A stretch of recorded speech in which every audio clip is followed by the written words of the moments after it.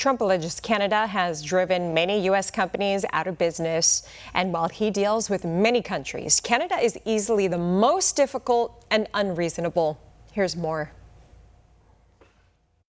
The Trump administration and its Canadian counterparts are playing another game of trade chicken. On Monday, President Trump threatened to slap Canada with a 50% tariff on large and small auto parts and steel. This came after trade talks fizzled out last Friday. And it piles onto the 50% tariff on Canadian wine, cement, and hockey stick imports that went into effect over the weekend. U.S. Trade Representative Jamieson Greer said talks were going well, but stressed the administration is working to protect American businesses. I mean, the Canadian situation may be different for them. I know they view it differently, of course, and that's fine. But for the U.S. small business, for the U.S. manufacturer, for the U.S. worker, this is a way for us actually to try to get wine and spirits back on the shelves in Canada. It's a way to make sure that our small dairy farmers who have had very limited access into Canada for a long time. So we're actually worried about our small businesses to make sure they get the kind of access they need. President Trump also took aim at Ontario's Governor Doug Ford, who was a part of the campaign to misinterpret President Ronald Reagan's tariff stance during a prior trade spat. He previously threatened to cut off power exports to the U.S. But President Trump suggested the U.S. doesn't need that, arguing it's the U.S. that's been propping up Canada, adding without American energy, Canada wouldn't survive. But Ford is standing strong against Trump and claims Trump is trying to slowly take over Canada by crippling its economy. We have two choices, Siobhan.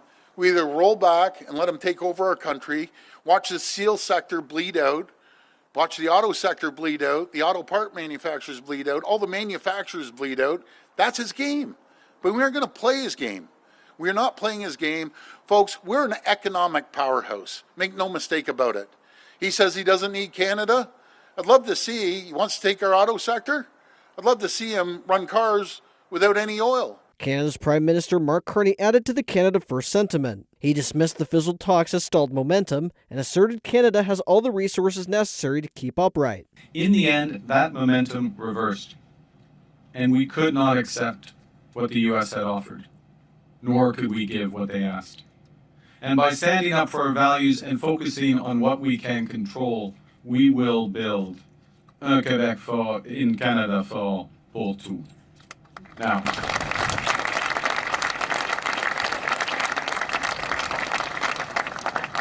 that's not to say there won't be challenges in the road ahead, but we're ready to meet them because we have all we need right here. Reports are warning Canada is cooking up retaliatory tariffs against the U.S. In the meantime, Trade Representative Greer says he's hosting his Mexican counterparts to Washington to hash out terms for a revised USMCA, which he hopes can eventually sway Canada to join the deal. Do you want to see more truthful reporting like this? Watch 16 hours of live news coverage and 4 primetime talk shows every day on One America News. Find us on YouTube TV, Spectrum, Dish, or the OAN Live app. When you want the news delivered straight with no noise or spin, choose One America News.